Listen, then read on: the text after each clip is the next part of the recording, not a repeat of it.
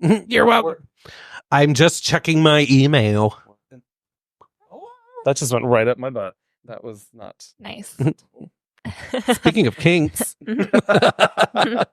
my kink is a computer up my boot. that was my finger.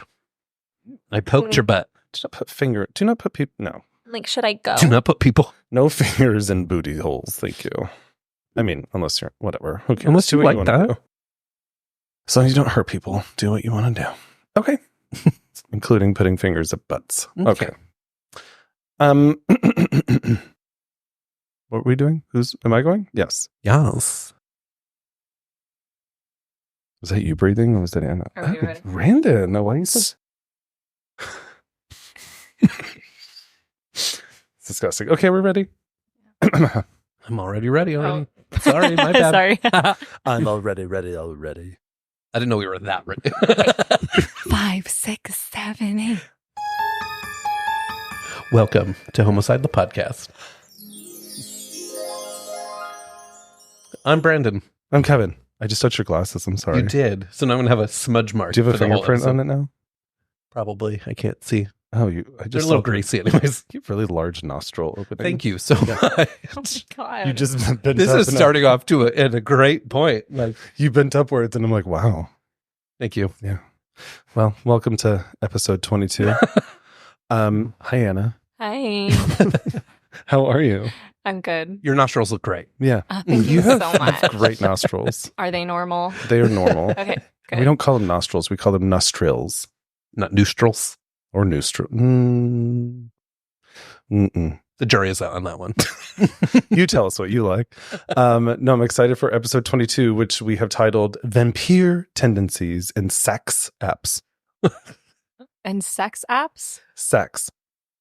You know how Kevin has to Sax. word everything in a Saxophone? very fun way. Because you know why? Because It's for YouTube, sex. this is a trigger word for their algorithm. So Oh. I'm saying sex instead of sex. Okay. But it is really sex.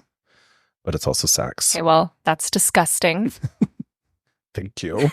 Well, how is everybody? What's well, actually, wait, before we dive in, Brandon, what's your story today? What can it be described as?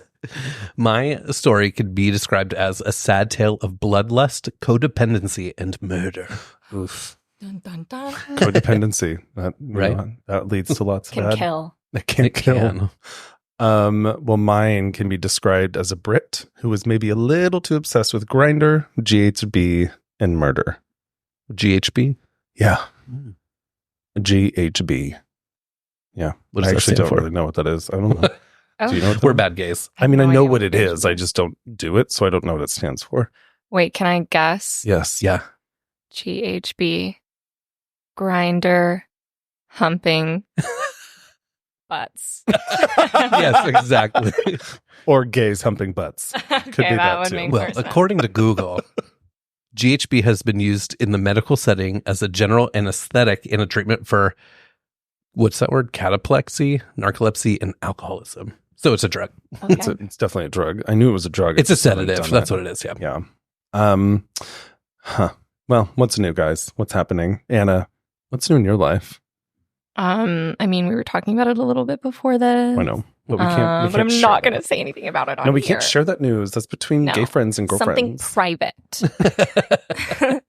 My life is private now. Something private about privates. No. Not yet. I'm just kidding. I love your news. What any other news that you have? Any updates? Life. I'm just Love. living and laughing and loving. Love that. All of my updates are You private live, laugh, right love, now. girl. Are private. They're private for now. Well, Brandon, what updates do you have? Well, I feel like it's weird because I'm not back into the flow of doing this I yet. know. You know, You have the lived only life. thing that I made note of was like something that we have been talking about recently, What's that? which is why is it so hard to make friends after you're in your 30s? Mm, Do you find that at your age? Because you're what, 20? I don't even know how old you are. 26? 26. Yeah. 26. as you get Yes. older, Yeah. the harder it is to make valuable friendships with new Yeah. people. Yeah. It's because there's not like when you're young, you've got school to force yourself Yeah. into the same, like you've got a lot of forced School, proximity sports. situations. Yes. Yeah, Yeah. oh, for sure. And then that completely drops off once you get older. I mean, and other people have like workplaces to go to. Yeah. I don't have that. Same. I work for myself. Like I mean, this is my workplace, so I've got you guys. No, but seriously, I mean, like making friends outside of work as an adult. How do you do that? No, I know. And we've talked about like, what do we do? Because Kevin's I've been joining league sports. It's really dark. Yeah, right. I've looked up kickball Really and dodgeball and all these other things, and it's That's like, how people do it. Is that what you do? I'm like, yeah, and you hate it the whole time too. Well, most people that do it aren't. Yeah, right. Well, it's like the kickball team that I'm on is half people that are sporty and half people that could care less about it and are just there to make friends. And I think that's like the perfect mix, to be honest. Right. Maybe that's what we need to do. Yeah, maybe. I don't know. We have friends, but we don't have. I feel like as I'm getting older, be making new friends. Yeah, exactly. Yes, but I think introducing new people into your life and learning and growing and expanding, and it's right. Agreed. But I feel like the deeper connection of friendships start to dwindle a little bit because life starts to happen. Yeah. So like it's really hard to like coordinate with people. Yes. Yep. Some of my deep friends have like, I don't know, children, and we don't. I know, crazy. So crazy of them to do that. I know. So our life's just a little bit different. But yeah, I am because I don't have family really. I have like relied on friendships most of my life and deeper ones. Yeah. And my friend dying by suicide, definitely my best friend, Kaylee, that changed me a lot. Yeah. But I find that as I'm getting older, I'm craving that like the camaraderie, deeper connect. Yeah. Yeah. Which I have in Brandon, right? But like obviously your spouse is a little bit separate than friendship. So yeah, that is a deep conversation we've been having. I know. So I don't know, people out there, how do you make friends? Right. Do you want to be our friend? Right. Yeah. Write us at homopsychpodcast.com. Minus murder. Yeah. Don't murder us. We don't want to be friends for you to murder us. Thank you. But Kevin, other than that, what's new with you? Well, guys, I do think that we should talk about Joe Biden dropping out of the... I mean, yeah, yes. that is huge. that is because big news. And by the time this goes out, it'll be a little bit older but news. Still big news because that's a big fucking deal. Yeah. Yeah. So how do you guys feel about that? And add on to how do you feel about Kamala? Yeah.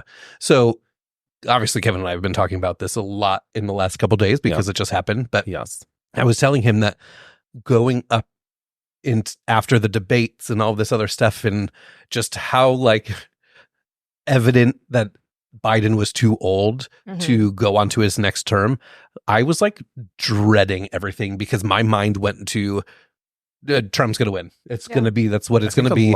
And that's what it is. Yeah. But when Kevin and I found it out, we were walking to Central Park to just lay in the park and read for a bit for the day.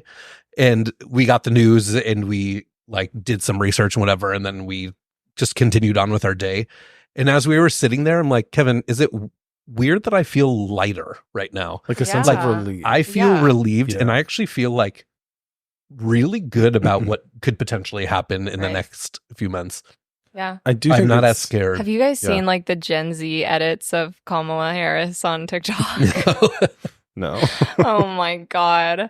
I think she needs to get on board with it and get behind, like, get the Gen Z vote going. Because there's so many memes going around. Yeah. No, I think if anybody can like really rally that, I think she would be that.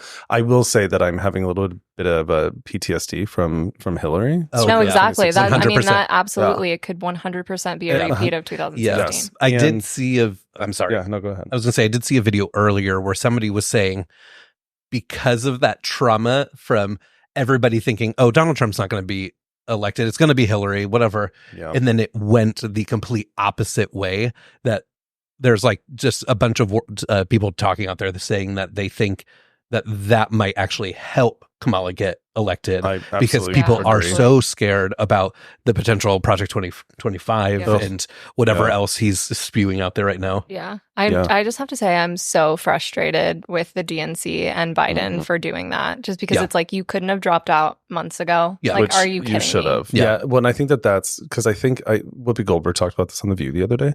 And I actually agreed with it. And she was like, I think that the messaging is that like older people are not capable of doing something. Yeah. And I agree with that. However, I think that his age didn't bother me. I think him having this decline recently did bother me. Yeah. Because I'm like, okay, like the powers that be, how will you stand up to that? Now, I know that he had a whole cabinet, like he has all these people behind him. So I felt pretty secure in him continuing on, honestly. And so I don't ever think you're old until you're old, but his cognitive decline, I think, was pretty apparent. Absolutely. And I think it's been for quite some time. So him hanging on, and then deciding that, first off, I felt really bad for him on Sunday when it happened. Oh, for sure. But I felt that extreme sense of relief as well, because I think it's like Trump, this gets this assassination attempt, the news on Biden drops, and it just goes right back the next day. Yeah. And it's like, wow. So I am kind of glad that we can move on from that, but I do feel bad for him. But I also think he should have done it months ago. Yeah. Because now we're here scrambling, trying to rush, and I don't love it. Now the DNC, I think, is in August, right? It is. I think it's like mid-August. But, there's some thirsty Democrats that are going to go out there being like, I should be president. And it's just going to be a little bit of a shit show, which I can further divide. So I don't love it. Yeah. But I am team Kamala for sure. Well, I mean, even the backing that she had since that, in 24 hours, she made $81 million for her campaign and fundraising. Damn. That's insane. I would love to have just 500,000 of that for myself. Actually, can you just give it to me? Can you just I don't know. Yeah. Do something with that, but it'll be for ads and, oh, for sure. Obviously getting and trying to win this election, which is important as well. So on that note, please go register to vote. Yes. Like I said on the last episode, go to vote.org, check your registration status. Check where your voter location is, because that's really important. You don't want to go to the wrong place, because we knew people who did that last time. They did do that last year. We know who you are. And it's unfortunate. It's unfortunate, but just be prepared. Yeah. Go let your voice heard. It's such a huge civic duty that you absolutely have the right to deserve. And honestly, you can't talk about politics if you don't go vote. Exactly. So, and really, go vote. All that's happening right now is to me, the exciting part about politics, because literally anything can change at any moment. Yes. And it's kind of exciting, which I never thought I'd ever say about politics. Well, what's funny is that when I was 26, now obviously I voted for Bush. Well, my first election, and then I voted for Democrat after, because I was a registered Republican first. But I grew up in a Republican. Thank you. But obviously I kind of jumped on board. I was never politically motivated or interested until 2016. Yeah, for the most part. I mean, I was pretty young. You were pretty young, 19, but still. I mean, before that, I was very much I didn't really know anything that was going on. Yeah. Well, I do remember Obama being elected and being happy about that, but I didn't know why. I just was that's cool. Cool. Sweet. Progress. I do think that him being elected is what really shifted and angered all the white supremacists, and that's why we're where we're at. Yeah. Oh, 100%. But I think that politics, I think as you get older, become even more relevant for you, because now I enjoy watching. Ooh, you know what actually disgusts me to my core is when I'm on a dating app and somebody says that they're apolitical. I'm like, you're gross. I don't even know what that means. It means that they're an idiot. Yeah. Oh, God. Because if you say you're apolitical, I'm like, you are just such a privileged piece of shit that you think that politics don't affect you or anyone around you. That's what that means? I mean, apolitical, it just means that they're not they don't have an opinion about it. Yeah, and they don't associate with anything. Yeah. And it's nobody's apolitical. It means nothing because nobody's apolitical. Yeah.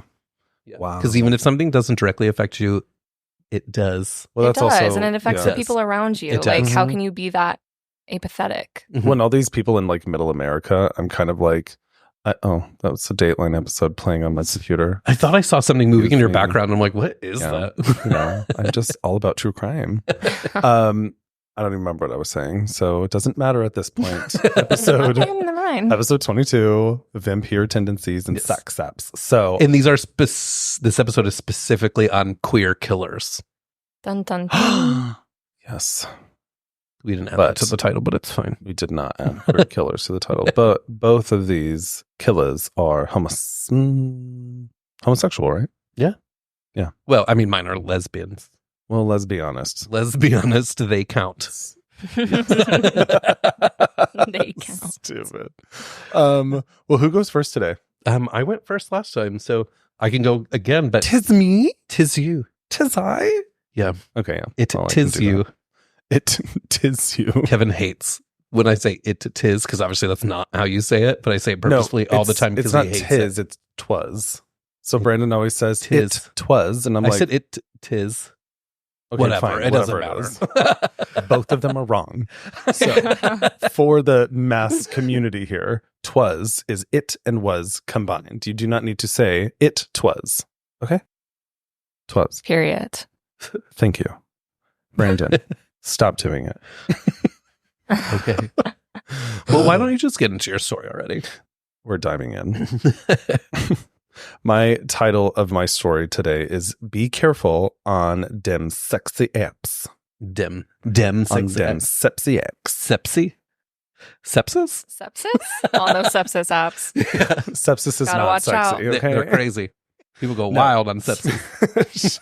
They do? Well, they die. I know. It's out. Anyway. Okay. Be careful on Dem Sexy Apps. APPS. Got it. Okay. Let's go for it. You all. It was the 19th of June, 2014, not that long ago, when 23-year-old fashion student Anthony Walgate arrived at a flat in London for a hookup after chatting with a guy on a gay dating app. What Anthony didn't know was that he had just walked into the arms of a serial killer who would first drug and rape him, then finally give him a fatal overdose of GHB. Yes. That's terrifying. I know. So this is a story of Stephen Port, also known as the Grindr Killer, who raped more than 11 men and ended up killing 4. Oh my gosh. You know. So, okay. See, this is why these kind of apps scare me. They came out. I'm like, now I'm afraid to meet up with my Bumble date. Right. Right. Like these apps came out kind of as Kevin and I were. Not me. I mean, I dating each other. Oh, yeah. But like, I want to say they may have come out like the same year we started dating. Like, it was before our time or after. Yeah. Like, I didn't have. How does that work? Our time. Our first. Yeah, I never used apps like ever. I remember when I was dating because I came out when I was 17. So that was like 2003. But later, when I was like on a break from the relationship I was in, not with Brandon, but my ex, I hopped on this thing in Colorado called Connection, and it was a website that was a dating website. And I definitely met some menses from that. Of course you did. You salute. But as far as apps, that's never been a... No. Yeah, it was pre our time, and they freaked me out. Yeah. Because literally anybody can... You can't trust people. Yeah. Catfishing is real on that one. Don't meet people at their houses for the first time. No, that's just stupid. Yeah. Meet in a public place. Yeah. Exactly. But granted, those apps aren't for dating. Well, even then, if you know in what I a mean. public place. Yeah. Go meet at a bar and then go somewhere. No, just go give a blowjob under the Brooklyn Bridge. Right. Been there, done that. That's a great idea. Don't share your tea on this podcast, Brandon. I mean, that's what the podcast is for. That is what it's for. Yes, but go do blowjobs and butt licks, whatever you do. Butt licks.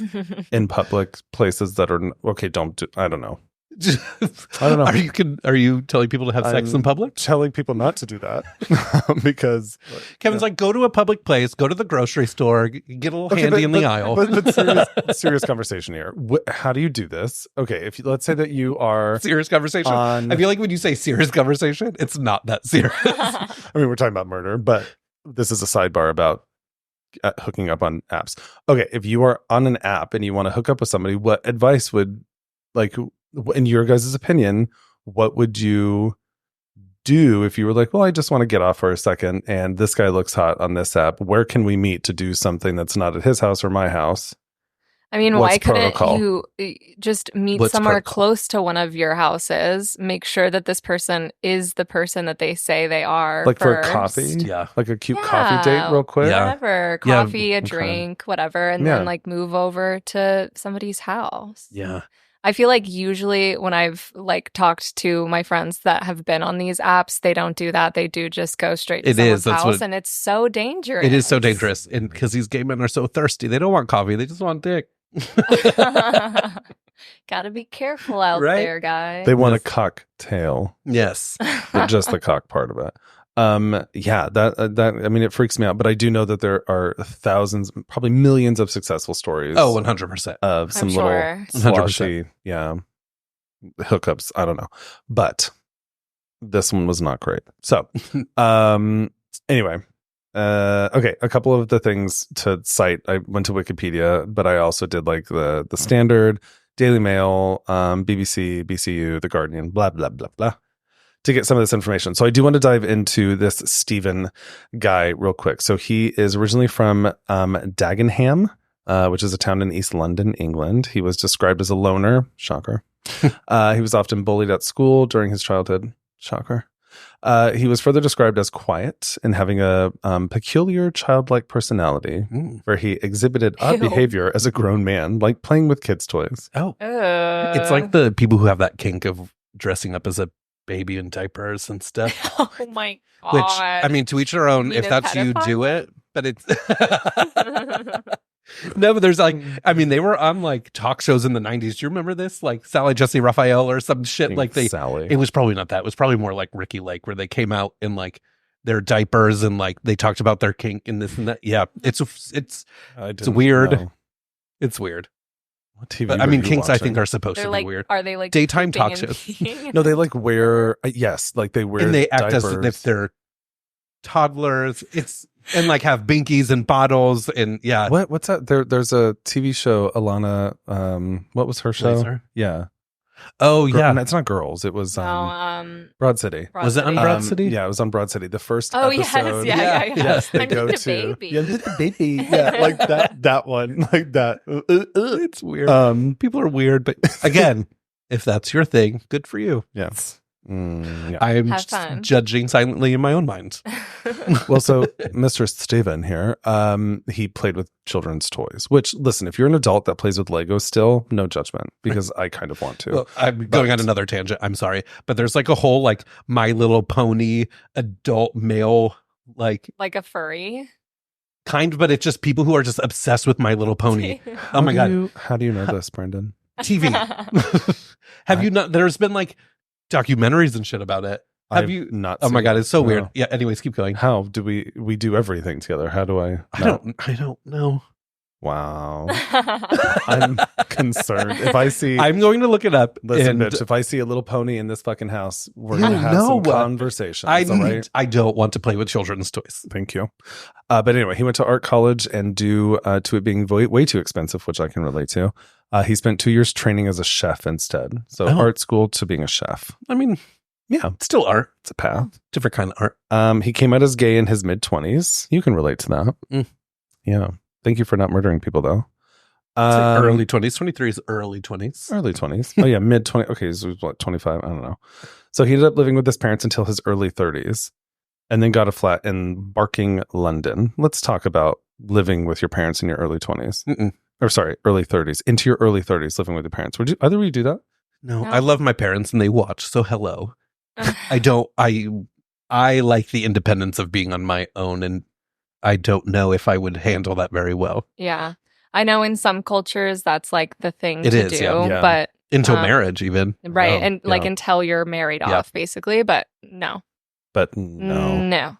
I don't have parents, so Love my no, parents, but- but absolutely not. When I'm Yeah. there for too long, I'm like, where's my autonomy? Yeah, Like, totally. What's going on? Like you need to live your adult You gotta life like and be find authentic. out who you are as a person. Yeah, I feel like there's limits to how you can live. Yeah. And it's not totally that your parents probably put that on you, but you put that on you too. Right. Because like there's shit you're not going to do in front of your parents. Right. Yeah. Anyway, he worked as a chef at a stagecoach bus depot in West Ham and actually briefly appeared on an episode of the TV show Master Chef, which I find to be very interesting. Well. I know. So he was actually bald. I don't know why that matters, but I put it in here. I mean, you're just painting the picture of a sleazeball who likes to play with children's toys. Oh, here's why I put it in here. Because he disguised his baldness in public with a blonde toupee, which was professionally fastened. Which I'm not going to lie, I don't know what that means. Is it Professionally like bobby fastened? pins? I would Yeah. assume just glued, because have you seen... How would it be bobby pins if he's Yeah, bald? right. They No. just stuck it into his He bowl. had like side hair. So Okay. I've been getting a lot of TikTok I have showing seen up these. of men putting on these. It's like Yeah. it's essentially a toupee, like, but it's a glue it hairpiece on. that they glue on, Yeah. and it looks not like old school toupees that was like very easy to They're point out. definitely more advanced now. Yeah. Yeah. When I was researching this, can I tell you what my mind went to though? Yeah. My mind went to that he had like like fastens that like like the like on a coat, like an old coat. Like I don't the ones like that are the like little the buttons, clip? but they're not buttons, but they're like the snap in. Yeah. My Oh, mind went like, to like he has to snap, click, snap, click, snap, click, snap. Cute. And I'm like, well, that does not exist, I'm sure. But that was where my mind went. So anyway, he's also like really tall and lengthy and gangly. He's really unattractive. And his eyes look weird. We'll share a picture of that. Okay. Kill him with fire. I know. Yeah. So the end of 2013, Stephen became a GHB user and had actually come to the attention of the police for supposedly drugging and raping a man on New Year's Eve. So he just came to the attention of police because he raped somebody. So the police didn't do anything about it at that just point? wait. I So, mean, no. like many other gay killings. Yeah. No, they did Of not. course they didn't do anything. So what's interesting is that those aren't the only drugs that he did. Like he did other ones. Like it's a list of shit. The only one coming to my mind right now is Viagra for some weird reason. But whatever. So he apparently had a revolving door of boys coming and going at his flat, and his neighbor, whose name was Ryan Edwards, said that he had a ferocious appetite for meeting very young men. Ugh. So he's known as the Grindr Killer. So there's obvious reasons why he's known as that, but I wanted to put this into it before I dive into the murders because he was dubbed the Grindr Killer because he met his victims online through dating apps. It was not only Grindr. Oh. He used a lot of them, but what he would I do... assumed it was only Grindr when I heard about it. No. So he would lure his victims to his flat, then drug them, then rape them, and then murder them eventually. And he would dispose of their bodies close by his house, by his flat. So he didn't only use Grindr. He would use, and I've never heard of any of these, Sleepy Boy, Hornet, Fit Lads, must be a British one, Badoo, Gaydar. Like bidet? It says... It probably... Yeah, I mean, it's probably... I mean, it would be weird if it was called bidet too, though. Bidet. We're into spraying your booty holes. We only like clean assholes here. I mean, that's true. Gaydar, Flirt, Daddy Hunt, Planet Romero, Manhunt, Slave Boys, Whoa. what? And Couch Surfing. Okay. I feel like anything with the word boy in it No. Yeah. is just very much inappropriate. Or ends in Hunt. Yeah. No. Right. Thank you. Manhunt. Was that what it was called? Is that what it Manhunt. Manhunt and Daddy Hunt. is? Okay. I need a daddy. I mean, it I'm sounds not like going you'll to get, Daddy Hunt. like something bad could happen on those. Like it's Yeah. unfortunate names. I mean, maybe Badoo isn't so bad. Badoo. I don't know. That one sounds fun. Okay, so let's talk about the murders. And I found a timeline of murders, which I haven't really done a timeline before, but I want to do it on here because it's interesting. Because these killings happened over just over a year, and that was it. Although rapes, I think, were longer than that, but they were like juxtaposed with murder. So, June 4th, 2014, police find Stephen Port at Barking Station in East London with a young man he had drugged who had collapsed. Stephen admits they had taken illegal drugs, but he was not arrested. No clue what happened to that kid. So that's that. June 15th, 2014, Stephen contacts Anthony Walgate through the Sleepy Boys male escort website and offers to pay £800 for him to stay overnight with him. Anthony accepts. And on June 19th, 2014, Anthony, who was 23, he was a fashion student in London, is given a drug overdose and raped by Stephen, who dumps his body, is killed as well, dumps his body outside his flat and calls 999, claiming he has found an unconscious man. Stephen put a small bottle of GHB in his pocket. For some reason, Anthony's phone was missing. Because, Anthony's mother had concerns over his death, but police refused to treat his death as suspicious. Wow. Of course. So, obviously, why would they? Stephen called, and there's an interview and all that kind of stuff, which I'll get to. So June 26, 2014, Stephen actually was suspected of lying to the police about his death and charged with perverting the course of justice. So he was released on bail and he wasn't accused of murdering Anthony. Okay, cool. Okay. So August 23rd, 2014, Stephen gets a new flatmate to move in, and his name is Gabriel Kavari. On August 28th, Gabriel Kavari, who was 22, he was originally from Slovakia, was given an overdose and raped by Stephen, who then dumped his body against a graveyard wall at St. Margaret's Church, propped him up, in Barking. Creepy. I know. That's very creepy. Just 500 meters from Stephen's flat. He also put a bottle of GHB in his pocket, and His phone was missing, and Stephen would later tell his friends that his new flatmate, Gabriel, just like left one day and he didn't know where he went. Okay. Right. So September 18th. Like nobody's seeing that people are dying around this guy and nobody finds that suspicious. And here's what's okay. So, and remember so that first victim, Anthony, and now Gabriel, both have their phone missing. Mm-hmm. GHB is just in their pocket. They die of some mysterious overdose. Like there's a pattern with all of these. So, September 18th or 20th, I found both dates of 2014. Daniel Whitworth is such a British name. He was 21, given an overdose and raped by Stephen, who dumped his body against the same graveyard wall that Gabriel was left at. Daniel also had a bottle of GHB on him and was missing his phone. So I did read that Daniel was also wearing Gabriel was the one before, his top and had a bed sheet with him that had Stephen's DNA on it, but I'm not sure if that's accurate, but I put it in here anyway. But what was there was a suicide note that was left with Daniel that suggested that he was responsible for the death of Gabriel, the one before him, and that he killed himself out of guilt. So this note was... So somebody was trying to cover that up. Yeah, well, the note was created by Stephen, but the police just took it at face value and didn't believe his parents when they said that's not his handwriting.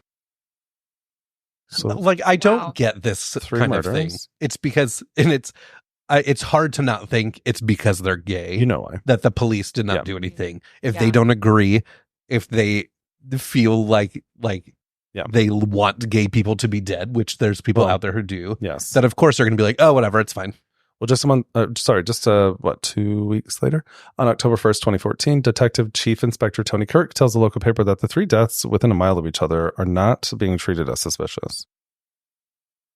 I mean, I think any murder is suspicious. So they're thinking that they were just overdoses. Okay. That these poor gay men were just on drugs and overdoses. And they don't. And on one this, of their very bodies, particular drug too. Yeah. Right? And one of their bodies is staged in a graveyard, and they're missing their phones. It was kind of staged in a way where like he was like leaning up against a wall, like he was doing drugs and just died. Oh. So I'm not giving any props to the cops, but so March 23rd, 2015.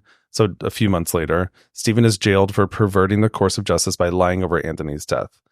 He's released on license in June with an electronic tag. So he has like a tag around his ankle. What's interesting is that I don't know how they didn't connect this, but he basically said that he was partying with this guy and that he took too much GHB and he got nervous, so he put him outside and called 999. And the cops were like, okay, released. So June 2015. It's happening a lot lately. Jesus.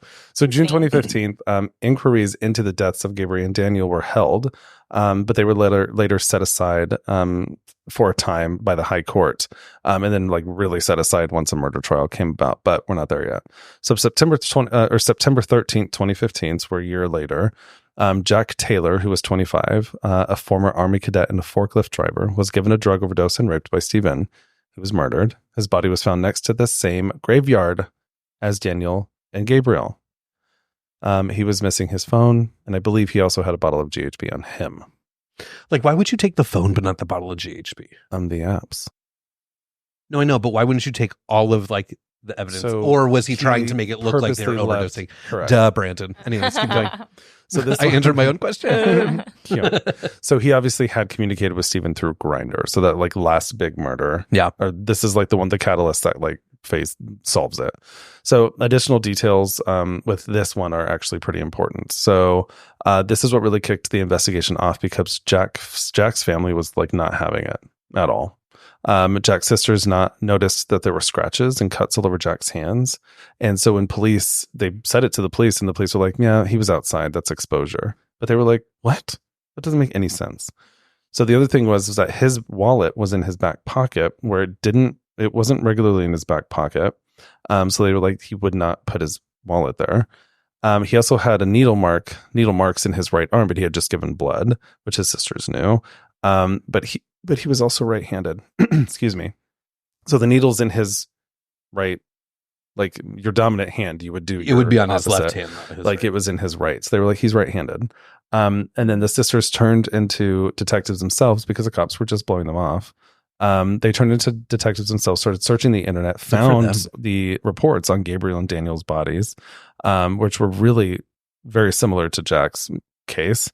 And they were all found without their phones too. So they were like, wait. So they called the police and told them about that. But the police were like, yeah, they're not connected. Sorry. So then they asked to see the spot where their brother's body was found. When they saw it, they were like, no, because it was dirty, right? Yeah. Where this was. And they were like, Jack, their brother, was obsessed with hygiene. He would have never gone and just sat there, like ever. And he didn't do drugs. So after that, they eventually got CCTV of Jack's whereabouts that day. So they actually got him at the train station on CCTV with someone that was there, a tall, lengthy dude. Was he bald with a fake wig on? I think he had his piece on. His snappable his snappable wig. So the police still brushed it off. Oh my God. And so a few days later, because he walks this off point, the screen or there's whatever. Plenty of evidence to show that they need to question this man more. Yeah. So they were still, So anyway, after that, the sisters eventually did some more digging and then found that very first murder, Anthony, noticed that it was all similar except for the location. But again, the location was very close. So after that is when the police actually started to connect the dots too. So when the sisters kind of connected it, so did the police finally.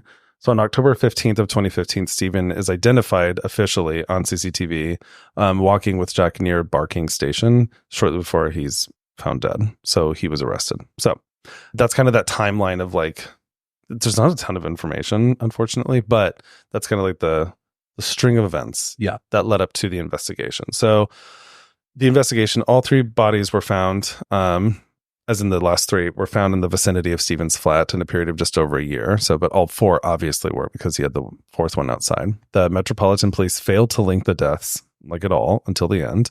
The first three deaths were initially thought to not have, the victims were thought to not have died in suspicious circumstances, despite the Pink News website and the Force's LGBT Independent Advisory Group actually believing that they were connected. The police just ignored them and said that they weren't. So the BBC actually suggests that a catalog of police failings in the Met's response to the deaths. So they're like, this was pretty bad. Yeah. So crucial witnesses were not questioned, including Stephen's neighbor, that first guy that I mentioned, who had witnessed some stuff. Bodies were all found close to Stephen's flat, but police still didn't connect it. Gabriel, who was one of the victims, his previous landlord offered to be interviewed because he knew what Gabriel was doing right before he left to be killed. They never contacted him. So the woman who found Gabriel's body, so here's what's shitty. The two that were found leaning up in the graveyard were found by the same woman walking her dog. Oh, Jesus. 2 weeks apart. Yeah. That's trauma. Yeah, right. Yeah. And so even she was terrifying. These guys are murdered. And they wouldn't, even she was like, these guys are stupid. I don't know what they're doing. These are absolutely connected.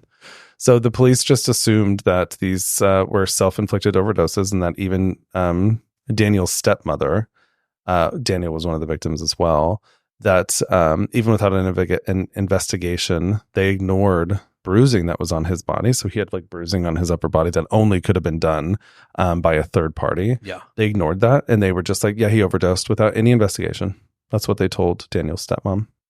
So police believe, due to the victims being LGBTQ, that their deaths were not taken seriously, which is and this is accurate. 2014. So arrest. Arrest timeline, October 15th, obviously he was arrested on suspicion of 4 murders and charged. On November 23rd, 2016, Stephen is convicted of 22 offenses against 11 men, including 4 murders, 4 rapes, 4 assaults by penetration, and 10 of administering a substance. He was cleared on 3 counts of rape. So November 25th, 2016, he was handed a whole life sentence for the 4 murders. He was 41 at the time that happened. So here's some current updates. Police officers were actually investigated for gross misconduct regarding failings in the case of serial killer Stephen Port. Good. I know. Yeah. I believe it's still going right now because I can't find anything after 2023. But 5 of the 8 people under investigation are still serving officers. Oh, of course they are. Of course they are. Yeah. Because why wouldn't they be? I know. Families of 3 of Stephen's victims received compensation from the Met, which is the Metropolitan Police, after settling civil claims. And then, that's still going on, I believe. So in 2017, BBC actually did a documentary called How Police Missed the Grindr Killer, which examined the botched investigation into Port's murder. And then in 2022, the BBC aired the drama the drama thriller? I don't know. You do have thrilled in there. I do have thrilled. Weird. Which is based on the investigation led by the families of Stephen's murder victims. Oh, that's interesting. Yeah. I know. Did you watch it? No. Ooh, that'd be interesting. I will be watching it. But yeah, that was that's so crazy. Stephen Port. Stephen. And it's murder is just awful for one. Yeah. Dealing with police who have their own agenda is awful. Mm-hmm. But this specifically, the gay culture has had such an interesting ride, right? And so in the sense that it was illegal for such a long period of time, people found back alleyways to meet people and have sex. That's why in New York, there was the piers that people would have sex in. And now we have something like an app, although it is terrifying and I don't understand it. People use this as a place to meet people and to it's like the new back find room. Yeah, it's like there's comfort in using these things for some people, right? And so you are using this platform to take advantage of others and harm them when all they are wanting to do is like they would just want to get their dick sucked, right? It's innocent, small into these, and this man was obviously gay. No, he was, yeah. So I don't get it. I just don't get it. Yeah, it's shitty. So just the PSA, be very careful. Yes. And I have no advice. Yeah. Actually, I don't know what you should do other than just be safe and meet in a public place for a cocktail. Just like if you see that a man has a toupee, like don't touch him. Look at his picture. And if you do have a toupee, I'm sorry. I know. I'm sorry for you. That. There are surgeries you can do. Get surgery. Oh go to Turkey. Actually, no. I'm actually a proponent of like if you're going bald, go bald. Yeah, I agree. Just commit to the bit. Yeah, just do your thing. Do your thing. I'm going bald, so man, it's fine. Just let it happen. Yeah, well, it is. So, if I wanted to or not, I know. So, be careful on them sexy apps, y'all. That's my story. That was it. Yeah, it was. I was going in it, and I was so like, crazy, so sad. I hate it. I know these poor kids, their whole life in front of them, and then they just and to even have the police brush it off as nothing is so disrespectful for them. And it's the ultimate disrespect of your life. It's just so shitty. It's just it's shitty because it doesn't matter if you are a police officer. It's your duty to take care of and figure out what happens to everybody, no matter who they are, what they do, their political affiliation, who they sleep with, the color of their skin. It's your job to be that safety net and to be able to figure out what happened and not push your own agenda with it. And that's what they did, is they pushed their own agenda. It's obvious that there was consistencies between all of these people. Oh my God. Yeah. I don't know how they would have missed that, but it is your duty to not be a duty. All right. And on that note, Brandolinus. Yeah. What's your story? Are you ready? I am so ready. I'm really excited for this one because this is a interesting one. An interesting one. My story today is on the murder of Stacey Mitchell. Stacey. Yeah. So, born on June 17th, 1990. 1990. I feel like I said that weird. In Dorset, England. I'm only going to say it once. From England? She was born in England. I'm going to switch it up in just 1 second. Oh. All right. Give me a moment. Born in... And I took away from your moment, since we're not in Dayton, Ohio anymore, which was very apparent. I know. I'm not going to say it that many times, I hope, of where she is now. But anyways, born June 17th, 1990, in Dorset, England, Stacey Mitchell was known by her family as a bubbly girl who was the life and soul of their home. At the age of 10, her family decided to pack up and move across the world to a town called Atwell, which is just south of Perth, Australia. So they're in Australia. They're in Australia. I don't know how to do an accent. Sorry. You just do. The way I do it is I just say, "That's not a knife." That's the only way I can do it. That's not a knife. Yep, that's literally it. I can't do another way. Speaking of knives, wait, can you do an Australian accent? No, I'm Nar. Nar. Sorry to all of our Australian listeners. We love you. No. We actually, Australia is our second listened to country. We are popular, and which is really interesting. On the Bobby. And listen, Yes. I will tell you I feel this. like that's so bad. Do it again. I can't. I heard Barbie, and I don't think that Bobby. was right. The Bob. The Bobby. The Like Bobby. the barbecue. Oh, got it. Isn't that like a... I don't Yeah. know. I don't know. Yeah. Mine went right. What were we talking about the other day where I was like, oh, shit. Something with accents. It just escaped me. Wow, I went blank for a second there. I don't know. All right. Well, I guess I'll continue. Anyway. Okay, so in her early years in Australia, Stacey didn't seem to struggle to find friends in a new country. Coming to her teen years, she would start to describe herself as a party girl, even writing on her MySpace, who, if you are young, MySpace is like the old Facebook. Yes. Did you have a Facebook MySpace? before Facebook No. was real. Do you remember Tom, your friend Tom? Yeah, everyone was friends with Tom. Yeah. On MySpace. So even Wait, you didn't have MySpace? No, No, yeah. that No, was so before my Tom was like the I think he was who created developer. MySpace. Yeah, I think he created it. and so on your profile when you started, you were automatically friends with Tom. yeah. Yeah. And it was like a side picture of him being like, Uh-huh. it was a weird, It it was was. a weird thing, but you used to be able to put music on your You profile. would pick 8 people for your top 8 selections because on your Yes. profile you'd have You're your like top ranking 8. people. Yeah, Yeah. and so Your it top was. 8. I remember having Yeah. people and like having friends where I'm like, why am I not on their top 8 anymore? Like, Oh, what did I I give a do? fuck. I know, right? That's really a recipe I for was drama. It is. Yes, I was the person that the people wanted to be on my top 8. I didn't give a fuck who I was on. I'm just kidding. Whatever. We get it. You were Kidding. popular. Kidding. No, but you know what song I had on my profile? The Lifehouse song, "You and Me." That's so random. I know, and it was always on there because I loved it It's so random. so much. Yeah, MySpace. That was a fun one. Anyways, so so she would start to describe herself as a party girl, even writing on her MySpace. I love me alcohol. I'm a party girl. I'm very loud. I'm a very loud person. I talk 24/7. I'm a very down to earth person if you get to know me. So, to her mother's surprise, her personality It sounds like it. I talk 24/7. No, thank you. No. Actually, be quiet. right. Can we not do that? Thank you. Oh, bless her heart. I Yeah. know. All right. So, to her family surprise, her personality started to shift a little bit. In December 2026, when she was only 16 years old, Stacey got into a fight with her parents and ran away from home.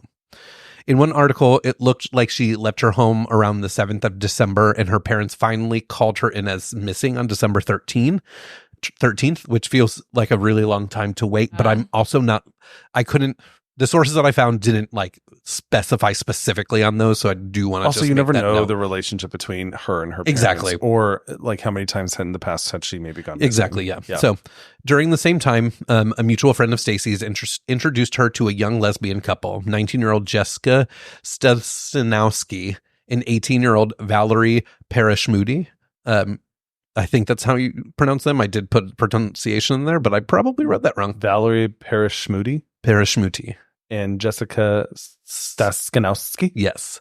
So from what I saw, they didn't really know each other for that long before Stacey left home. However, as soon as Stacey left, she heard that Jessica and Valerie had an extra room for rent in the house that they shared with their landlord's son, 27-year-old David Ross Haynes, in Lathlain. I'm sorry, y'all from Australia. I'm going to butcher all of these. Which is also a suburb of Perth, but right to the east of the city. So she was 16? Yeah. And he was 27. He was 27, and then the other girls were 19 and 18. So, eager to find somewhere to stay, on December 14th, she agreed to the $20 a week in rent and moved into the front bedroom of their home. I mean, $20 a week is not bad. Right? Like, however, just a few days later, on December 17th, so just literally a few days later, of 2026, Stacey had a call with her. We are not in 2026 yet. 2006. Man, my dyslexia. I literally read 2020. Okay, anyways. Stacey had a call with her parents. In this call, they seemed to be able to talk through a lot of their issues. enough that Stacey agreed to come back home. Being that it was later in the day, she told them that she would meet them at the Success railway station the next morning. Success. Shut up. To all of their... Honestly, it might actually be that. It might not be Success Railway. It could be Success. It could be. So I said it both just in case. Australia listeners, please let us know. Is it Success or Success? I'm sure it's Success Railway. Probably. To all of their surprise, Stacey wouldn't end up making it to the train station that morning. Instead, there would be a sad tale of bloodlust, codependency, and murder. Yikes. Yeah. Okay. So who were these random ass ladies, Jessica and Valerie? Well, I feel like that combination of name is like scary. Yes. I don't know why. And I also love... Yeah. I don't love, but every time I started to write this, I thought of my sister. Her name is Valerie. Hi, Val. You're probably Val. watching this right now. But I thought of her, which I'm like, ooh, I don't know if I like relating this to my sister. Did you have any friends named Jessica? Probably. Did you kill? Wasn't Val like known as like the mean girl in school too? Like she was like the tough one. She wasn't a mean girl. She was just a popular one. But I do remember when, and I'm sure she'll love that I'm saying this, when I was a freshman in high school, she was a senior. And there was another girl that was a freshman with me who there was some drama, I think, with some boy, whatever. I don't really know that part of it. But she did not get along with my sister. And my sister's friend kind of went after her for my sister. Now, Val, let us know in the comments how wrong I am on that. But that's what I remember. And I do also remember one time I told her that this one kid was kind of like bullying me, and she got her friends to go after him. Didn't they beat him up too? No, they didn't beat him up. I think they just said shit. I think I have these versions of Val in my head that are very different from she's like taking off her hoop earrings. Like, yes, yeah, bitch. I feel like she was walking around the halls like, what? Like just such a bitch. And I love her. Oh, God, I would have been like, I adore you. Yeah, it was fun having her be a senior. Brandon's sister is tough. Like her and I, listen, I love her. Her and I did not get along initially. Because I think she hated me a lot. Also, Brandon's entire family thought I was a drug dealer.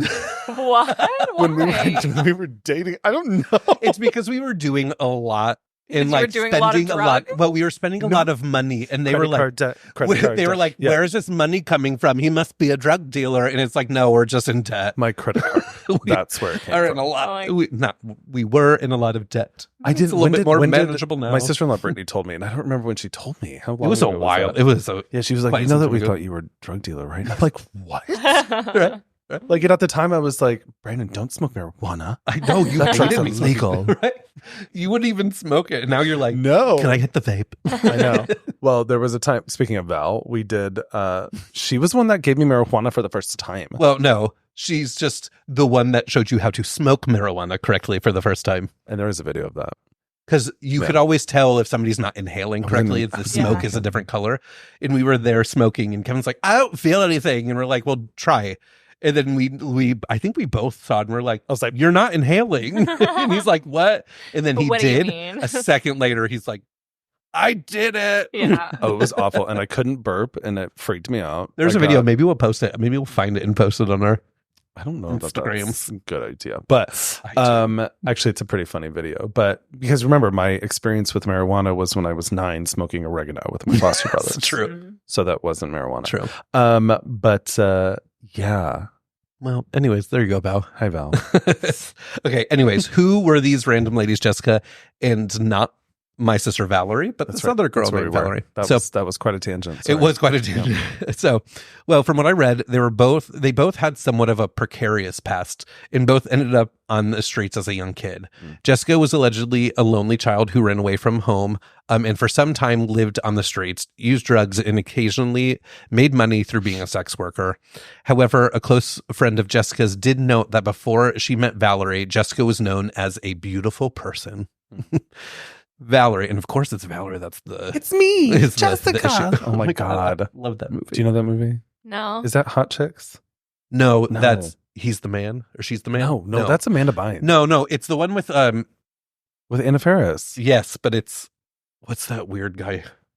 Oh God, this is such a bad. No, this is. Are you talking about Overboard? No, Overboard. Like with Goldie. We have computers in front of us. Well, she did a remake, didn't she?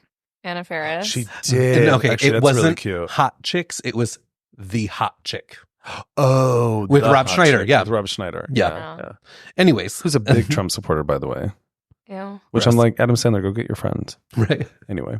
So another tangent. So Valerie, on the other hand, was the oldest of 4 and was originally from Kosovo. In 2004, her parents got divorced, and at some point that year, she was in a pretty bad car accident, which took a toll on her, and is noted as the point where people started to notice Valerie shift into acting out. However, it is noted that from the ages of 3 to 16, Valerie was very physically abused by her father, even stating that once he held a sharp gardening tool to her throat. So at some point, she developed some strong sadistic sexual tendencies and was aroused by physical torture. And at the age of 10, it is said that she joined a vampire subculture, and she admitted to having a fondness for drinking human blood. What are y'all doing there in Australia? Right. First her own, then others. All right. Okay. All right. Yeah. Army Hammer. So as the two met and their relationship grew, Jessica's demeanor started to change. She also became more involved with this vampire subculture, and their bloodlusts started to grow. Guys, I love a good VamPIER. VamPIER. But I don't want to drink any blood. No. Unless you were a vampire, then you'd have to. So vampires don't exist. It would be kind of interesting if they did. It would be. Right? Listen. Anyways. Yes. Their relationship continued to grow really strong, but like in the bad codependent, I will kill for you kind of way. It was like they were obsessed with each other, and they were determined to prove how committed they were to each other any chance they got. So coming up to the murder, and don't forget, Stacey was only in the home from the 14th to the 17th of December. So all of this happened really fast. Do you know how they met? How they met her? Through a mutual friend. It was like a mutual friend knew Jessica and Valerie, and they had an open room, and then they introduced them, kind of thing. Bummer. So coming up to the murder, I already said the part, pretty quickly, Stacey must have gotten pretty comfortable at the house, as it's noted that she would often walk around the house in her underwear. And I put a note in here, and honestly, same. Yeah, literally, you'll leave, and Brandon will be like, I'll check my no. Why? No. But realistically, for being there for a very short period of time, it's a very quick time to get that comfortable to be walking around in your underwear, but whatever, to each their own. I did see that it was bathing suits and stuff too, so it's very much clothing. Like just immediately is good with no underwear, just underwear. Yeah. So Stacey was good with that. So, however, because of the other ladies had such a codependent relationship, So it quickly became an issue, especially for Jessica. Quickly, she started to get jealous, thinking that Stacey was sexually interested in Valerie, which was not the case, and Valerie denied it as well. But being that they had this toxic, codependent, and competitive relationship, neither of them liked what was going on and started to make some plans. Lord. So back to December 17th. I can only assume Stacey's parents were confused by the fact that she did not show up to the train station, as she mentioned. Can I jump back real quick? Because I feel like that's a really... Like that progression feels like it should be over months, but it was over days. Yeah, like, so this is why the rest, like this story is insane. So because it happens so quickly, so it just feels like it was maybe intentional and not like they were looking for something. Correct. Yeah. So, and I mean, they're in this vampire subculture. Who knows what other kind of things they're into if they're so open to drinking blood. Every time you say vampire subculture, I just laugh a little bit. It just doesn't sound real. Right? It doesn't. They have that here in New York. I do know that. Yeah. Were we watching some documentary about something with this? Oh, probably. Not this, but like the vampire subculture, underground culture.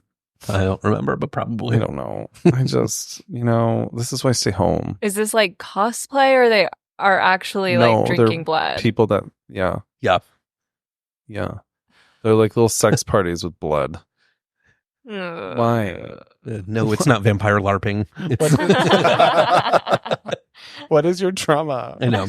So back to December 17th.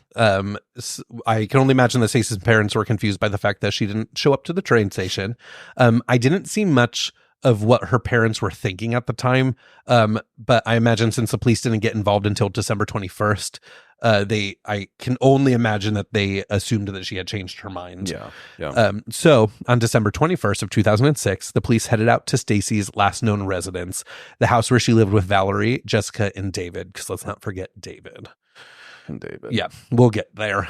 So starting with casing the outside of the home, it was fairly quickly when the police noticed something that they were probably hoping never to find. It was then that the police officers opened up a garbage can right outside of the home to see a lifeless bloody body. One of what they could only assume was Stacey Mitchell. However, at this time, the police didn't have any idea how long the body was in the garbage, and the decomposition process had already set in. Assuming that the last people to talk to her were her parents, just 4 days earlier, they had high hopes. They had high hopes. For what? I don't know. It's a dead body. Hold on, let me finish the sentence. I don't get this sentence either. Wait, high hopes that it was her. Yeah, I probably. Okay. Since they talked to her just before, they had high hopes. And when they, See, sometimes I just need to read the full sentence. And when they received the matching dental records, they finally had their answer. Yeah. So they had hopes that it was her. Yeah. I mean, I'm sure they didn't hope that she was dead, but Well, but if she's missing and yeah. So what happened? Well, as I said earlier, the lady started to make some plans, all of which ended with murder. All because they thought that Stacey was hitting on one of them, and one article said pushing their buttons, that she was pushing their buttons. The 16-year-old? I mean, she did talk a lot. Yeah. So just, that's like what 16-year-olds are supposed to do. Exactly who she was exactly what, like, 100%. I'm sure I was like that. 100%. Definitely wasn't like that at 16, but most kids probably are, especially in the early 2000s. Yeah. So over the course of a very short period of time, they came up with a number of ways to potentially kill Stacey, which was pretty well known in the house. Well, besides Stacey, because at one point the ladies ended up confiding in David because, again, the landlord's son lived with them. Oh my God. Which David, being the great gentleman that he was, must not have cared because he did nothing. One article I read even said he was reluctant but indecisive. What? Yeah. So the ladies tried to implement some of their plans. So one of them was they spill oil on the bathroom floor, hoping to get her to slip and fall, which seems really dumb. But again, they're children because they're 18 and 19. They don't know anything. And that obviously didn't work because nothing happened. File this under dumb murders. Yeah. Then they crushed up glass with a mortar and pestle and slipped the shavings into Stacey's drink, all of which David was a witness to. Noted in an article by the Medium, he allegedly said to them that it would be a long and painful way to die, that she would scream a lot and the neighbors may hear. All of which Jessica figured was no problem. She was even quoted in saying, "Don't worry, I will just bury her head in the ground to shut her up." I don't even just putting like crushed up glass in someone's drink. Like they're gonna know that the glass is in there after the first sip, if it even gets swallowed. Yeah. And if it does get swallowed, it's one sip. Yeah. So it's just, and depending on how well you crush it up. Right. Like you have to crush it up enough so that nobody sees it. If you crush it so much so that they it's can't going to do nothing. Right. And realistically, it didn't work because Stacey didn't die from that. Now, on the late evening of December 17th, the four of them sat around the kitchen table drinking whiskey, and what Stacey must have thought was just having a good time. So such a good time that when Jessica pulled out a little blue pill saying it was ecstasy, Stacey eagerly took it. However, it was not ecstasy, and it was a form of the date rape drug. It's called Stilnox, which is a sleeping pill for insomniacs or people with high anxiety. I need one. Now, in my research, right now in my research, crazy. I saw two different things that happened next. One was that on the early hours of December 18th, David saw what was about to happen and got up and walked away. But I also saw another account that Jessica told David to lock himself in his bedroom and turn the music up loud. So not long after David was asked to leave, or when he walked out on his own, it was said that he had quickly heard someone yell, "Now, now, now," as he stayed in his room. Ew. So I'll just put a trigger warning in here because the rest is a little bit rough. So I what? Love that David's the adult in the room, and he's like, "Yeah, I'll go to my room." Yeah, no, he's a fucking dirtbag. So what happened? Well, apparently, Valerie has apparently Valerie somehow had easy access to a concrete slab. How? No fucking idea. Because it's not something I feel like everyone has easily accessible in their kitchen. So I don't know where she got it. But Valerie grabbed the slab and swung at Stacey, hitting Stacey right in the head. Falling to the ground, Valerie continued to hit Stacey with the slab. Then apparently, at some point, I have my note in here, this bitch David yelled out for Jessica, who walked into his room as he was having a panic attack. Like someone is being murdered outside your door and you could have stopped it, and you are complaining that so he's having a panic attack because a murder is happening that he allowed to happen. Yeah. And I just love sometimes I write in here like my mental notes like, I have no fucking sympathy for you, you fucking bitch. It's even said that at one point, Stacey yelled out, "Help me," as David did nothing. She had even crawled to his door, in which he then forcibly closed on her. Oh my God. Now, this pathetic piece of a human got so distraught that at one point he asked to leave. He asked to be blindfolded and escorted out of the house, all of which Jessica did and let him know as he was leaving that she'll call him when it's done. After David left, Stacey was still alive, so thinking on her feet, Jessica reached out for the dog chain that she had wrapped around her waist. She then wrapped it around Stacey's throat and strangled her. As she slowly lost consciousness, both Valerie and Jessica took a moment and grabbed their cell phone and recorded the scene as they kissed over Stacey's body. In this video, it's alleged that you see blood splattered everywhere, Stacey's lifeless body in the background as the two gloat on what just happened, even mocking Stacey's British accent. After 45 agonizing minutes, Stacey was dead. Around 1:40 a.m., David called Jessica to see if it was over. Jessica let him know that Stacey was dead, but they still needed a few hours to clean up. So shortly after, they cleaned up the home and put Stacey's body headfirst in what every article I've read labeled a wheelie bin, but it's a garbage can for us Americans. A wheelie bin. Which is that just sounds fun to say. Then around 3:20 a.m., the ladies let David know that he could come back. However, the house wasn't fully clean, so they blindfolded him again and brought him to his room until they were finished because, again, he's a little bitch. The days coming up to the police finding the body, the three contemplated how they could get rid of the body, heading to their closed Bunnings, which looked like Australians' version of Lowe's or Home Depot. I almost confused myself with that one. Yeah, I saw Bunnings and I was like, what is Bunnings? I don't get it. Anyways, they headed to their closest Bunnings, which is like a Lowe's or Home Depot, to purchase a chainsaw, shovel, and cement. However, the police got to the house before they were able to do anything with the body. Quickly, all three were arrested.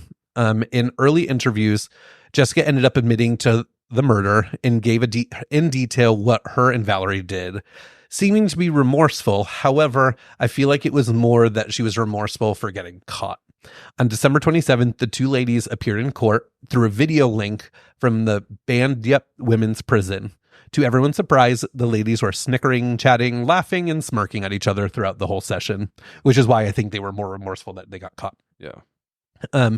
Not thrilled with them, the judge made them stay in prison until their next hearing the following month and stated, "This is not a humorous matter. You both have been charged with willful murder. I don't know what you're laughing about." At this time, the ladies didn't seem to stick with the remorse for killing Stacey. It's noted that Jessica told security support officer that she had killed Mitchell because, in quote, "she was really annoying and causing shit. She caused shit and she wouldn't leave. It was all her fault. Valerie was hitting her. She wouldn't die, so I strangled her. She wouldn't die. We must have hit her about 180 times." She also confessed to a fellow prisoner that, in quote, "The bitch wouldn't die. It was so hot that we had to have a pash. We pashed all over Stacey's face." I'll get to what pash is in a sec. "Val was hitting her with the rock and I was choking her and we pashed all over her bloodied face." So, and for those Australians in the room and online, pash means a passionate kiss or heavy passionate kissing or petting. Yeah.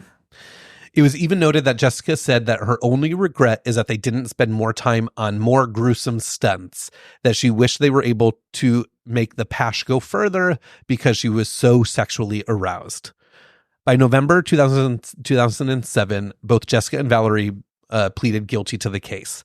Then in March 2008, we got to sentencing, where both received a sentence with a minimum of 24 years. During the sentencing, the judge said, "You both have had more than a year in custody to reflect on the evilness of your crime, yet you still lack remorse and obviously place no value on the sanctity of human life. There is also the added problem that you each enjoy being sexually aroused by violence." During the trial, David ended up with him being charged with being an accessory to murder, and he pled guilty to coming up with ways to dispose of the body. David was ordered to 2 years in prison, which to me, he should have been in there a whole lot longer. Yeah, he stops nothing. Yeah. Now, we're not completely done. So at the trial, the judge made it clear that the two would have no contact in prison because of their perverse outlook in life, although they would be at the same prison in general. No, so separate them too. Yeah. So, however, in reports on November 24th, 2008, the ladies did not listen to what the judge and continued their relationship.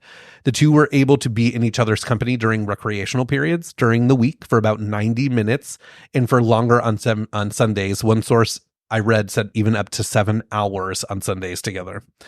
So in 2009, Valerie was moved to a medium security Greenough regional prison to separate them. They did, however, try to use another inmate as a go-between to send letters to each other.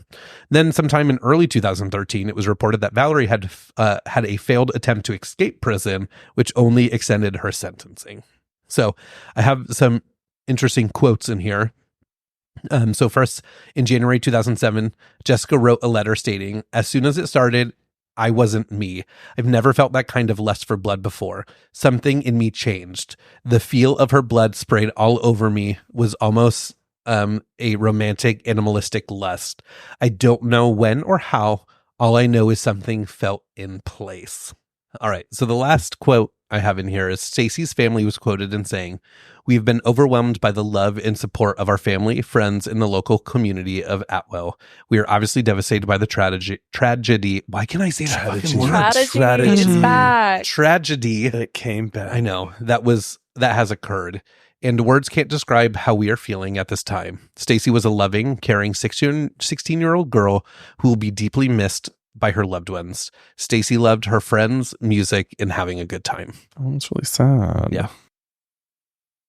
So that is the story of Stacey Mitchell. Or Stacey. Yeah. But like, fuck this dude. Fuck these girls. So this David guy's out of jail then? Yeah. I mean, he must be, because this was... All right, Australians, he's just ruining your community, okay? Yeah. So I think all of it is fucking horrendous. Yeah. I think this David man, whoever the fuck you are, if you're listening, because you could be, you're a piece of shit. You had all of the opportunities to help, to do something, to tell them to stop, to call the police, to do literally anything, but instead you decided to be a little bitch. I still am stuck on the fact that he was like, "Can you guys please like blindfold me and take me out of here?" Instead, like, what? Yeah. What? You are even need to do weird. that. You are a disgrace to the human race. Right. It's awful. I think it's out of all of it. It's one of the things also she's like crawling to his door and he's just like, yeah, it's one of the pieces that I think bothered me the most. Obviously the whole thing bothered me, but literally this person could have done something who was not a part of anything, and he could have stopped it, and he didn't. So to me, he's just as bad as the people who did the crime. Yeah. Yeah. 2 years was not enough. If I don't even know if he had to spend that whole time in prison or what happened afterwards, but it's whatever. The 2 years is not enough. I don't even know what to think or say or do. You're welcome. That one was rough, Brandon. Yeah. I don't know. I don't know. Those details are a little rough. Yeah. Yeah. And what a comparison, this Steven guy, injected and OD'd. This was like, no, it's gruesome. Also, they're bad because you murdered people, but this is like gruesome, just weird, animalistic, fucked up behavior. Yeah. I mean, anytime that it's like a long, drawn out death, too, it's just like. Yeah. This is why mental health support is really important for not just us here in the U.S. That ain't mental health. Everywhere. That's crazy. That's some. We need some mental. I mean, mental health hospitals. in the sense that they had this bloodlust and they had this like desire for things that you normally don't have. Granted, it seems like there was some abuse for Valerie that could have potentially brought her into this path. However, people go through shit all of the fucking time. So I don't know. Yeah. Kevin's like, I didn't kill anybody and I went through some shit. No. I mean, everybody goes through some shit. So, but yeah, I'm to turn into, which everybody thinks different. Everybody reacts different. Like, you can certainly be abused as a child and have that turn into some sort of a sexual, I don't know, I don't even know. But that's why it's really important that people get the care that they need when they've experienced those things, especially as children. And we just don't, as a human race, focus on that. I think more than we just don't. So, people are not trauma informed. People are not doing the work to like be like, oh my God, you were beaten this much. Let's make sure that this doesn't turn into something that you're going to do. Yeah. Which just because you are doesn't mean it turns into that. No, right? Because it's not like I had care really. I just, well, I hate it. Exactly. It was awful. You just gave up on that sentence. I know. I'm tired now. Yeah, that was crazy. Wow. Well, episode 22. That is the VamPIER tendencies and the sex steps. Also, we say VamPIER, vampire. VamPIER, which comes from and apparently we say best friend Kaylee, who has passed on. But her and I used to be obsessed with vampire movies, and we would always say VamPIER. I don't know why. You should do a Twilight marathon. I actually love the Twilight movies. Me too. I really do. Am I just like super gay in the fact that I read the books and loved them as well? Like, does that add to my queerness? Yeah. I didn't do that. I didn't read the books either. I did not read the books. I prefer to watch films. But I did really like it. I don't know that there's a lot of vampire. I like all. Yeah. Like I do. Anything. I just love that shit. Yeah. I don't know. I really liked the Twilight. It was funny too because I was already an adult when that shit came out. But a lot of my friends did not like it. Yeah. And I was like, I'm obsessed with that. I loved it. I bought it on iTunes. And iTunes movies was like just coming out. It's kind of the best to make fun of now. Yeah. Yes. Like, I agree. I think it came out when I was in like 6th grade. Oh, really? And I loved it. I loved it so much. But now, like, rewatching it, you're like, I still love it. But like, me and my friends just laugh and laugh and laugh. Like the part where they just like launch into the trees. Like it's like her on his back or whatever. And it's just like, she just launched. Totally. It's some of the lines too, like the spider monkey shit. Oh my God. Right. It's so bad. Well, okay. Yeah, no, there are some things in there that I'm like, okay, that's cheesy. But I still fucking love them. Yeah. And yeah, there's some vampire movies you should watch though, like 30 Days of Night. Did you ever see that one? No. Really scary, but really good. Have you seen Dracula Dead and Loving It? Oh my God, Dracula Dead and Loving It. I can't. It's like the funny vampire kind of mockumentary. Oh, the one that's on Hulu? Or it's on FX, I think. It's the British, or it's like not British, but Something in the Dark. Shadows, or something. What We Do in the Shadows. What We Do in the Shadows. Yeah, I've only seen clips of it. I have not actually seen it yet. It's really funny. Is it funny? Yeah, I love that. What We Do in the Shadows. There's some British. I think there's some big British actors in that one, right? No, maybe not. Probably not. But vampires. No, there's a lot of classics that you should. Interview with the Vampire. Have you seen that? No, because that is a piece of. We should art. do. Because in my research for just other episodes, I've seen a lot of vampire-esque murders. Maybe we do a vampire episode. Maybe that'll be like a Halloween episode. Yeah. Yes. Okay, I just pulled up ones that you need to, oh my gosh, we just watched this movie the other day with that's called Vamps. Alicia Silverstone's in it. It was interesting. There was a lot of really good actors in it. I actually kind of liked it. I hated it. I was like, I'm gonna go take a shower. Okay, but here's something that they do at Second City is they talk about things like that as a group. You get to like list off in your opinion what like movies with the best dialogue or like best movies in general, and then you can like look at it and then they're like, okay, go watch these in general. Oh, that's fun. There's that in general again. You know, I think about that every single time. I'm sorry. Fucking asshole. But the Lost Boys. Have you seen The Lost Boys? No. Oh, God. All right. So The Lost Boys you have to watch. Interview with the Vampire, 30 Days of Night, which we said. Let the Right One In is really good. There is, oh my God, Once Bitten with Jim Carrey. It's from the 80s. I have not seen any of these. Why? I don't remember Renfield being too bad either. Renfield was pretty good, actually. But you should watch, speaking of comedy, and I think it's Mel Brooks, Dracula Dead and Loving It. It's so good. Okay. It is. You're going to have to It's send such me an a old list. school. There's no way I'm going to remember list. all of Yeah. those. Well, now it's documented. So for those listeners out there, tell us what your favorite vampire movies are and send them our way in the name of Kaylee Hushka, because she was my friend and loved vampires, not the same as what Brandon's story is about. She was not like that. Not the vampire subculture. No, but like every Halloween she would wear vampire. Like she was fucking cool. Anyway, go do it in her name. Tell us what you watch. That's that. But don't murder people. Period. And drink their blood. Okay, thank you. Okay, well that was episode 22. We're committed. Dun, dun, We are committed, guys. So, if you liked this episode, please go give us little thumbsies on YouTube. And if you're not watching on YouTube and listening, just, go love it and rate it and review it. Thank you. If you like this episode, go slap my ass like a drum. Oh.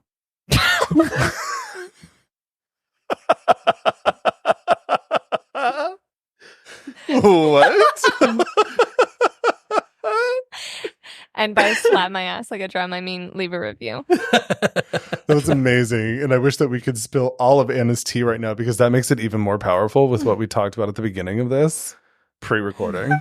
One day you'll hear. So this is, you can add this slapping your ass like a drum to your list. And on that note, goodbye. Bye.